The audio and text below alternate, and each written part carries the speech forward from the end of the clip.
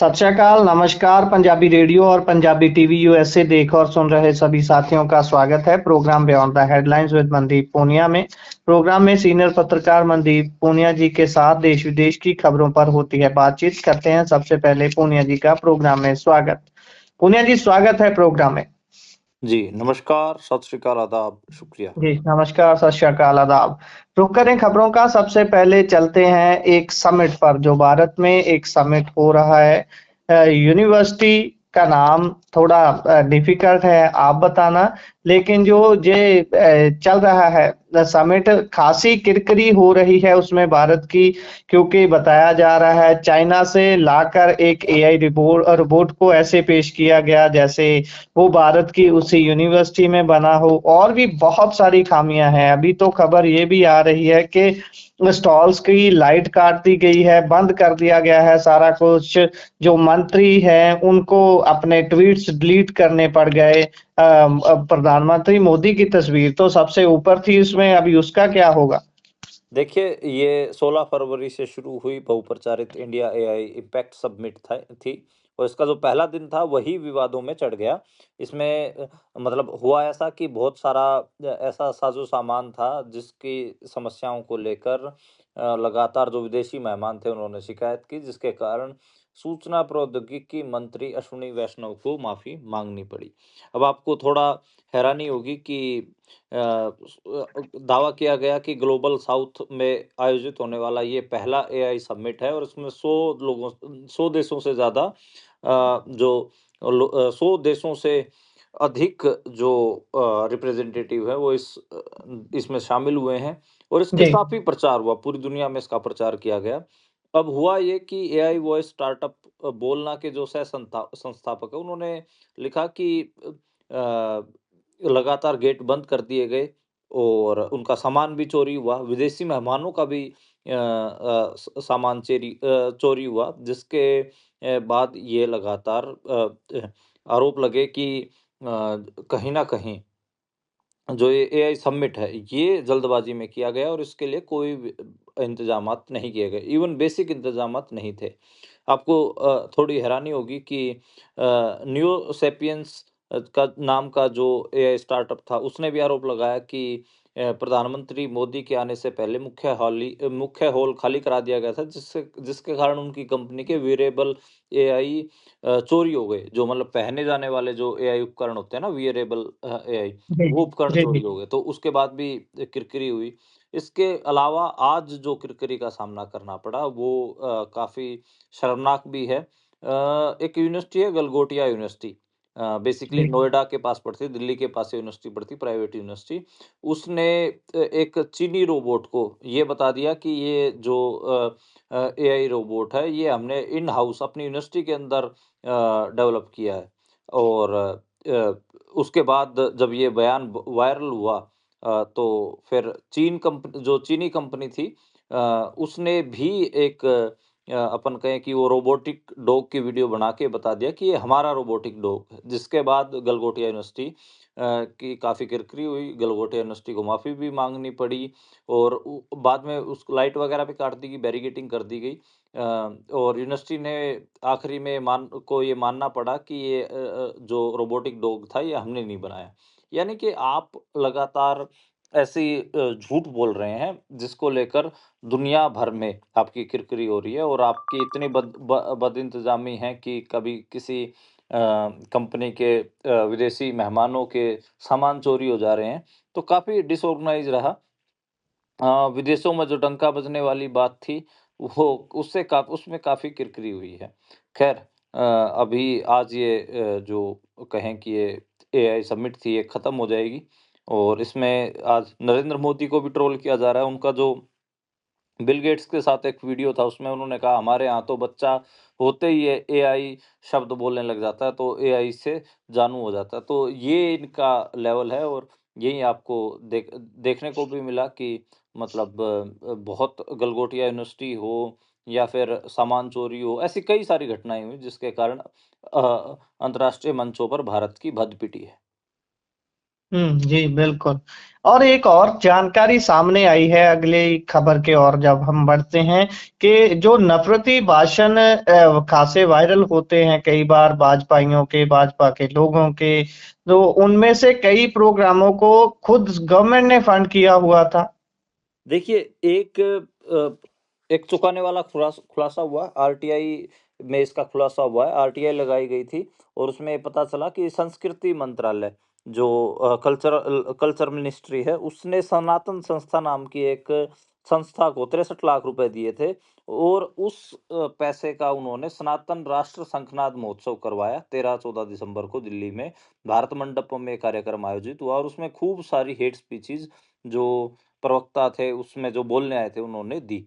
जो जी। इस कार्यक्रम का जो समापन था वो केंद्रीय मंत्री गजेंद्र सिंह शेखावत उस समय मौजूद थे। दिल्ली के जो मंत्री हैं कपिल मिश्रा वो भी मौजूद थे और उससे पहले जैसे अगर बात करें जैसे सुदर्शन टीवी के प्रमुख हों सुरेश चौहान के, बीजेपी नेता सुनील उपाध्याय, हिंदू फंड के राहुल दीवान, इन सब ने बहुत ज़्यादा अपन कहें कि बहुत नफ़रती भाषण दिए। इवन राहुल दीवान ने तो ये तक कहा कि ये हमारे लड्डुओं में अमोनियम नाइट्रेट मिला देंगे तो लाखों हिंदू मारे जाएँगे। यहाँ तक की बातें की गई और अगर बात करें कि अश्विनी उपाध्याय उन्होंने भी धर्म परिवर्तन को लेके बात की। सुरेश चौहान ने कहा कि भारत में अब जो मुसलमान उनमें 25% मुसलमान घुसपैठिए हैं, बांग्लादेश, पाकिस्तान और अफ़गान से आए हुए हैं। एनआरसी लाओ, उन्हें भारत से बाहर करो। तो जो घुसपैठिया कह के मुसलमानों की मॉब लिंचिंग हो रही है, उसको तो बढ़ावा ये लोग खुद ही दे रहे हैं। उसके लिए कल्चर मिनिस्ट्री 63 लाख रुपए का फंड दे रही, तो आप हिसाब लगाइए कि जो आप नफ़रत देखते हैं, चौतरफा जो नफ़रत फैल रही है, वो स्टेट स्पॉन्सर्ड नफ़रत है। जो अब हम कहते हैं ना स्टेट स्पॉन्सर्ड टेररिज्म, तो एक ये नई कैटेगरी आप जोड़ लीजिए स्टेट स्पॉन्सर्ड हेट स्पीच। यानी कि जो जी। आप देख रहे हैं लगातार मुसलमानों के खिलाफ या अल्पसंख्यकों के खिलाफ, कम गिनती के लोगों के खिलाफ आपको भाषण सुनने को मिलते हैं, उसको स्टेट स्पॉन्सर कर रहा है, उसके लिए स्टेट पैसे दे रहा है। तो स्टेट स्पॉन्सर्ड हेट स्पीच का दौर आप कह सकते हैं। जी, बिल्कुल, बिल्कुल। अगर इससे आगे हम बढ़ें तो उधर राज्यसभा में भी 37 सीटें खाली हो रही हैं, उन पर दोबारा चुनाव होगा। थोड़ा राज्यसभा का सिस्टम भी समझाइए क्योंकि बहुत बार लोगों को होता है कि यहाँ पर लोग कैसे आते हैं, बहुत ही ज़्यादातर लोगों को तो पता ही है। लेकिन अभी ये सीटें अगर खाली हो रही हैं, तो इनमें से कितनी विपक्ष के पास पास हैं और कितनी अब इस समय राज कर रही पार्टी के पास है? देखिए 10 राज्यों की 37 राज्यसभा सीटों के ऊपर ये चुनाव होंगे और 16 मार्च को चुनाव कराया जाएगा। जो सीटें खाली हो रही हैं उनमें 12 एनडीए के पास हैं, 25 अपोजिशन पार्टियों के पास हैं। महाराष्ट्र की सबसे ज़्यादा है, महाराष्ट्र की 7 हैं, तमिलनाडु की 6, पश्चिम बंगाल और बिहार की 5-5 हैं। और इसमें मतलब बड़े सीनियर जो हाउस मेंबर हैं, शरद पवार से लेकर रामदास अठावले, कनिमोझी, तिरुचि शिवा, इवन जो उपसभापति हैं हरिवंश राय, वो भी इसमें शामिल है और इनका 2 अप्रैल को इनके कार्यकाल समाप्त हो रहे थे, तो पहले ही 15 दिन पहले ही 16 मार्च को वोटिंग करवाई जाएगी। तो ये नोटिफ़िकेशन आज जारी हो चुका है। बैलेट पेपर पर खास पेन से वोटिंग करनी होती है और इसमें जो वोट करने वाले होते हैं, आपको बता दूँ कि उस सूबे के एमएलएज़ होते हैं। यानी कि मान लीजिए पंजाब से राज्यसभा के लिए कौन नामित होंगे या कौन जाएँगे। यहाँ पर जब वोटिंग होगी तो एमएलएज़ की वोट जो होती हैं, वो काउंट की जाती हैं। तो और उसमें कई किस्म के सिस्टम होते हैं, इवन प्रेफ़रेंस वोटिंग भी होती है। ख़ैर तो एमएलएज़ मान लीजिए कि आम आदमी पार्टी के एमएलएज़ पंजाब में सबसे ज़्यादा हैं, तो सबसे ज़्यादा जो राज्यसभा मेंबर आप देखेंगे तो पंजाब के में आम आदमी पार्टी के ही चुन के जाएँगे, वो आप समझते भी हैं। ख़ैर हरियाणा से भी 2 सीटें खाली हो रही हैं, किरण चौधरी और रामचंद्र जांगड़ा। तो ये है मामला। अभी राज्यसभा चुनाव होंगे तब उसके बाद भी आपको फ़ॉर्मूला समझाएँगे। इसमें इवन जो कुल विधायक होते हैं, टोटल विधायक, उनके गुना में 100 और प्लस में जो जितनी राज्यसभा की सीटें होती हैं, उसमें प्लस 1 करके उनसे डिवाइड किया जाता है। मान लीजिए कि किसी राज्य में, किसी सूबे में 100 विधायक हैं और उस राज्यसभा में 5 उस राज्य में 5 राज्यसभा की सीटें आई हैं, तो 100 गुना 100 होगा और बटे में 5 होगा। तो ऐसे जो है वोट गिने जाते हैं और उसके वोट की वैल्यू होती है 5 + 1 यानी कि उसके बटे में 5+1 ये ऐसे करके ये जो वैल्यू है वो निकाली जाती है और उससे वोट की वैल्यू तय होती है। विधायक की वोट की वैल्यू लगभग 100 होती है और इसी के कारण उसको ऐसे गिना जाता है। तो मान लीजिए अभी 288 सीटें हैं महाराष्ट्र में, तो वहाँ पर एक राज्यसभा मेंबर को जीतने के लिए कम से कम 36 विधायकों की वोट की ज़रूरत पड़ेगी। तो ऐसे ये कैलकुलेशन होती है सर। जी, जी। और इससे आगे बढ़े तो उधर भाजपा ने किया कपिल सिब्बल का जेफरी एप्स्टीन से संबंध होने का दावा। हाँ जी, ये बड़ा अलग मामला निकल के सामने आया है। जो पूर्व केंद्रीय मंत्री रहे हैं, कांग्रेस के बड़े नेता हैं कपिल सिब्बल, उनका नाम जेफरी एप्स्टीन फाइल से जुड़ने का दावा बीजेपी ने किया है और हालाँकि कांग्रेस इसको खारिज कर रही है। जो लगातार बीजेपी कह रही है, वो कह रही है कि 10 सितंबर 2010 को मार्गोकस रोजर्स ने एप्स्टीन को निजी सहायक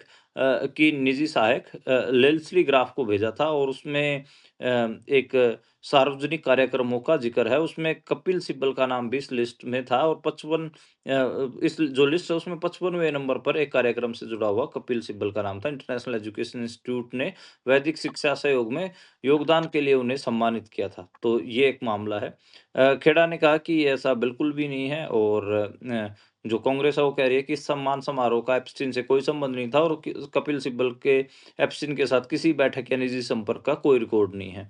लेकिन बीजेपी लगातार ये दावा करे जा रही है कि जो एप्स्टीन ने जो पैसे दिए हैं जिस संस्थान को, उसने सिब्बल को 2010 में इनाम दिया है।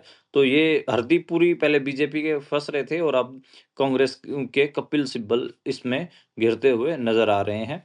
ख़ैर देखिए डायरेक्ट तो कोई लिंक नहीं जुड़ रहा है कपिल सिब्बल का क्योंकि उनकी कोई बातचीत नहीं हुई एप्स्टीन से। लेकिन जिस इंस्टीट्यूट का ज़िक्र किया जा रहा है उसने साल 2002 से लेकर 2006 तक 4 साल तक उस इंस्टीट्यूट को जेफरी एप्स्टीन ने फंड दिया था। बस उसी को ही बीजेपी बड़ा करके दिखा रही है और तो मुझे इस मामले में कोई ज़्यादा ऐसा दम दिखता नहीं है। जी, जी। और इससे आगे अगर बढ़े तो बिट्टू ने आज जो दावा किया है वो बेशक सबको हैरान करता है। बोल रहे हैं कि प्रियंका गांधी मेरी लिंचिंग करवाना चाहती थी, जानबूझकर किसान आंदोलन में मुझे भेजा जहां खालिस्तानी थे। ये तब की बात कर रहे हैं जब ये रवनीत बिट्टू किसान आंदोलन के दौरान वहां पर पहुंचते हैं। वैसे इससे पहले ये कुछ कांग्रेसी मिलकर बैठे हुए थे, कुछ दूर प्रदर्शन कर रहे थे, काफी दिनों तक वहां बैठे भी रहे। लेकिन ये बिट्टू खास तौर पर गुरु तेग बहादुर जी की एक जगह जो बनी हुई है वहां पर यादगार, शायद वहां पर गए थे।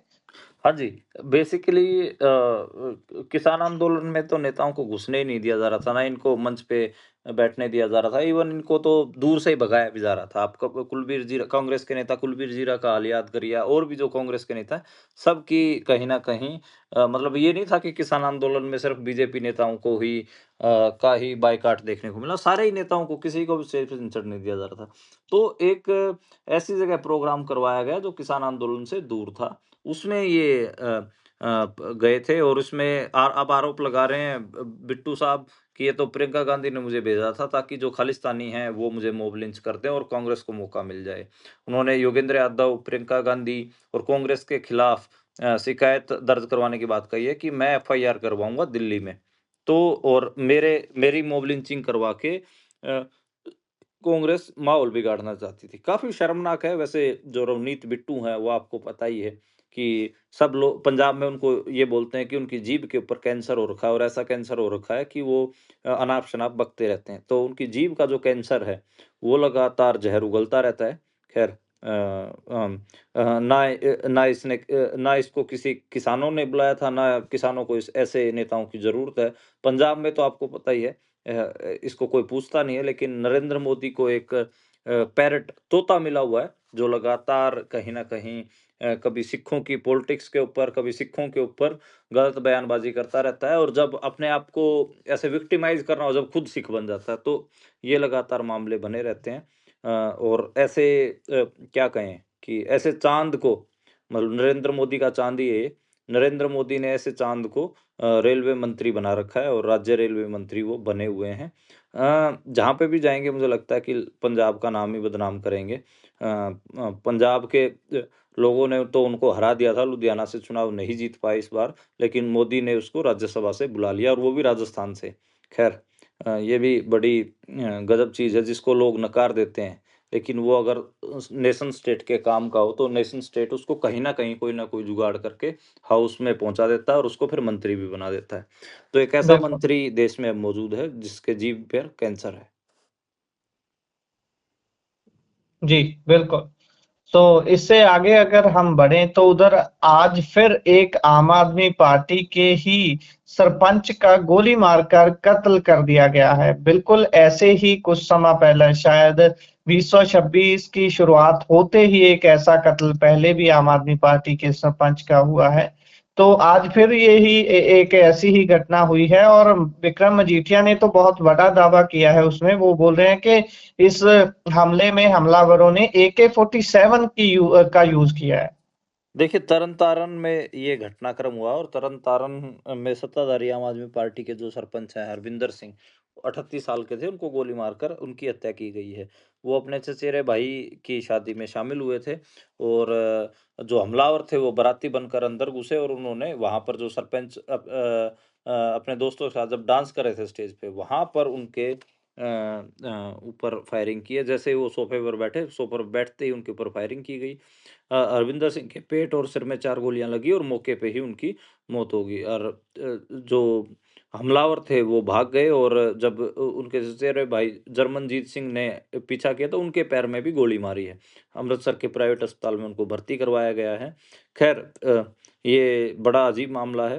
विक्रमजीत सिंह मजीठिया ने तो सीएम मान और डीजीपी का तुरंत इस्तीफ़ा माँगा है। बहुत बुरा हाल लॉ एंड ऑर्डर का हो रखा है। घर में जो मैं विजुअल देख रहा था कि जो उनकी माताजी थी वो बहुत परेशान थी और कहें कि अपने जवान बेटे क्योंकि 38 साल तो बहुत यंग एज है, तो अपने जवान बेटे की मौत पे काफ़ी वो परेशान दिख रही थी। ये सही कह रहे हो आप कि इससे पहले भी ऐसा घटनाक्रम हुआ है, इससे पहले भी एक डेथ हुई है और उसमें आम आदमी पार्टी के सरपंच जी थे। आम आदमी पार्टी के कई नेताओं के ऊपर गोलियाँ चल चुकी हैं और मजीठिया ने बिल्कुल दावा किया है कि सेमी ऑटोमेटिक AK-47 और 9mm पिस्तौल का इस्तेमाल किया गया है। लेकिन जो डीजीपी है वो उन्होंने इसको लेकर अभी कोई बयानबाज़ी नहीं की है। जी। तो हाँ, ये मामला अभी तो पता लगेगा कि कौन लोग थे। किसी गैंग ने अभी तक तो कोई अपन कहें कि इसकी ज़िम्मेदारी नहीं ली है, तो अभी तो जाँच के बाद पता चलेगा कि ये सारा घटनाक्रम क्या है। लेकिन काफ़ी थू-थू इस घटना के बाद आम आदमी पार्टी की हो रही है और ये कहा जा रहा है कि पंजाब इस समय completely law and order less state है। जी, जी। आगे बढ़े उधर बठिंडा में आज फिर जैसे कुछ दिन पहले किसान और पुलिस की आपस में भिड़ंत हुई थी। अब पुलिस ने इस बार उससे भी ज्यादा सेफ्टी मेजर्स लिए और हाल ये रहा कि जिउंद पिंड है जो बठिंडा का वहां पर खूब पथराव एक दूसरे पर किया। किसान जत्थेबंदियों ने पुलिस वालों पर और पुलिस वालों ने किसानों पर। यहाँ तक कि उस गांव में भी गांव के अंदर जाकर पुलिस ने जानकारी आ रही है कि आंसू गैस के गोले दागे हैं। बिल्कुल बठिंडा के जियोंद गाँव में जो बीकेयू उगराहा है, उनकी जो पुलिस के साथ भिड़ंत हुई है, वहाँ पर जो एसएसपी हैं बठिंडा ज्योति यादव, जो कि हरजोत बैंस की पत्नी भी हैं, पंजाब सरकार में आम आदमी पार्टी के मंत्री की पत्नी भी हैं। उन्होंने ये कहा है कि स्थिति को कंट्रोल करने के लिए पुलिस अपने हाथों का इस्तेमाल कर रही है, लेकिन वहाँ पर सिर्फ हाथों का इस्तेमाल नहीं हुआ है। कई जगह पर जहरीली आंसू गैस के गोले भी छोड़े गए हैं, लाठीचार्ज भी हुआ है। तो ये कहना कि हल्का बल प्रयोग किया है या फिर सिर्फ हाथों का प्रयोग किया, हाथों का प्रयोग तो नहीं, डंडे भी चले और आंसू गैस के गोले भी चले हैं।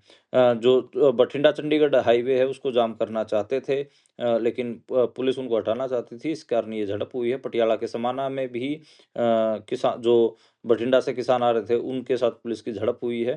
तो ये मामला है और मामला आपको पता ही होगा कि 2 किसान यूनियनों के 2 साथी बलदेव सिंह और शगनदीप सिंह जेल में बंद है। उनकी तुरंत रिहाई की माँग की जा रही है। 9 महीने से वो उनको जेल में हो गया है। उनकी रिहाई के लिए ये आंदोलन चल रहे हैं और इसमें जो पंजाब पुलिस है, जो बठिंडा की पुलिस है, वो बहुत ज़्यादा एग्रेसिव नज़र आ रही है और लगातार अपन कहें कि किसानों के ऊपर लाठी डंडे बरसा रही है। आपको याद होगा कि 9 महीने पहले जो टीचरों का प्रदर्शन था, उससे जुड़ा हुआ मामला है। वहाँ पर स्कूल प्रबंधन के भ्रष्टाचार के खिलाफ टीचरों ने प्रदर्शन किया था। उसी में ही ये 2 किसान भाग लेने गए थे और उसमें जो झड़प हुई थी, उसमें इन प्रदर्शनकारियों को गिरफ्तार किया गया था और इसमें इनकी ज़मानत याचिका गई तो कोर्ट ने पता है क्या कहा? आपको थोड़ा हैरानी होगी।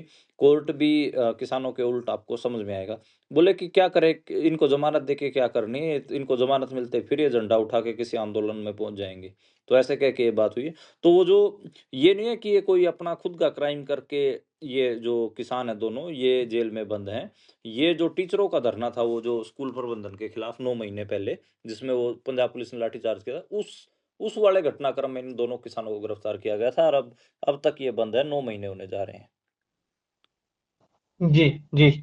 और इससे आगे बढ़े तो उधर अमृतसर में आज वारिस पंजाब दे पार्टी ने बहुत बड़ा एक बड़ी सभा की है, विशाल रैली के का नाम अगर इसको दें, तो अमृतपाल के पिता ने क्या बयानबाजी की है आज?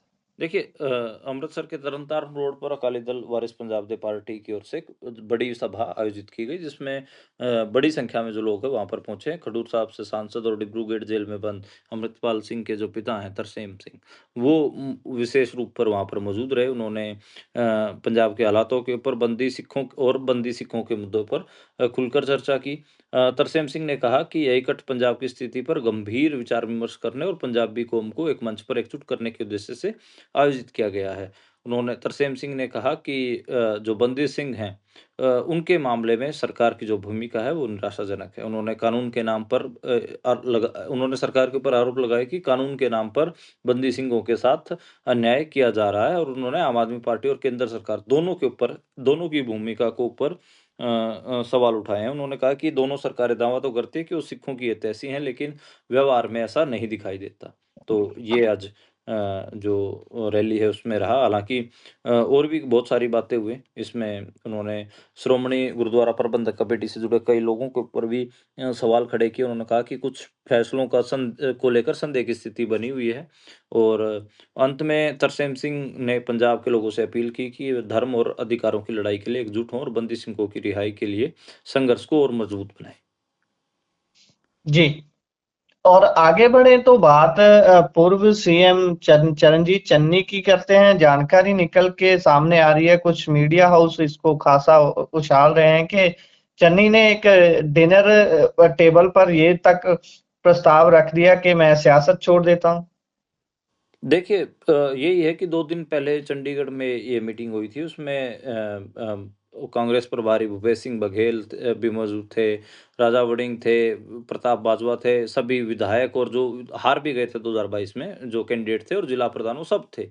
तो इसमें ये बात निकल कराई और जब मीटिंग में भी उनको टारगेट किया जा रहा था, तो उन्होंने कहा कि मेरे ऊपर झूठे आरोप लगाए जा रहे हैं, मुझे टारगेट किया जा रहा है, इससे बढ़िया तो मैं घर बैठ जाता हूँ। तो उन्होंने मतलब ये बात कही।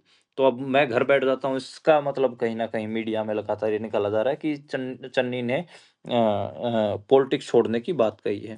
ख़ैर अभी तो पूरी कोशिश है, व एक जो हाई कमान है वो कोशिश कर रहा है कि पंजाब कांग्रेस एकजुट दिखे, पर है नहीं ऐसा। उसमें आपको पता ही है कि लगातार जो चरणजीत सिंह चन्नी है, उसको टारगेट करने में राजा वड़िंग और प्रताप बाजवा ये सब आगे दिख रहे हैं। लगातार चरणजीत चन्नी को टारगेट भी कर रहे हैं। जो भूपेश बघेल है उनकी जो भूमिका है वो भी काफ़ी संदिग्ध बताई जा रही है। ख़ैर ये तो आने वाले दिनों में पता चलेगा, लेकिन जो कांग्रेस में अभी आपस में जो लड़ाई चल रही है उसका नुकसान उनको नो डाउट 2027 के चुनाव में होता हुआ दिखाई दे रहा है। पिछले साल जब मैं इस पूरे मामले को लेकर पंजाब की सभी राजनीतिक पार्टियों और राजनीतिक जो सवालों को लेकर जब एक सर्वे कर रहा था, तो उसमें कांग्रेस पार्टी की अच्छी स्थिति थी। लेकिन इस बार मैं जब उसको उसी सर्वे को फ़ॉलो अप के लिए दोबारा देख रहा हूँ, जिसमें मैं सेम कॉन्टेक्स्ट से दोबारा बात कर रहा हूँ, तो लोगों की राय बदली है। लोग कह रहे हैं कि जो कांग्रेस है, पंजाब कांग्रेस है, उसमें लगातार इनफाइटिंग बढ़ रही है, तो उसका असर उनको नो डाउट चुनाव में पड़ेगा, नुकसान उठाना पड़ेगा और कहीं न कहीं मतलब कांग्रेस इनफेमस रही है। हरियाणा में भी जो कांग्रेस की ये स्थिति हुई, किसान आंदोलन के बावजूद जो हरियाणा में कांग्रेस आ रही है, उसकी एक बड़ी वजह अंदर की इनफाइटिंग थी। 2012 में भी कांग्रेस हार गई थी। कैप्टन सरकार नहीं बना पाए थे, उसका रीज़न भी आपस में लड़ाई थी, आपसी लड़ाइयाँ थी। तो ये मुझे लगता है कि जो कांग्रेस की इनफाइटिंग है 2027 तक, अगर ऐसे ही जारी रही तो कहीं न कहीं बड़ा नुकसान कांग्रेस को उठाना पड़ सकता है। जी, इसी के साथ प्रोग्राम का समय यहाँ समाप्त होता है। आप जुड़ी जानकारियाँ साझा की, बहुत-बहुत शुक्रिया। जी, शुक्रिया।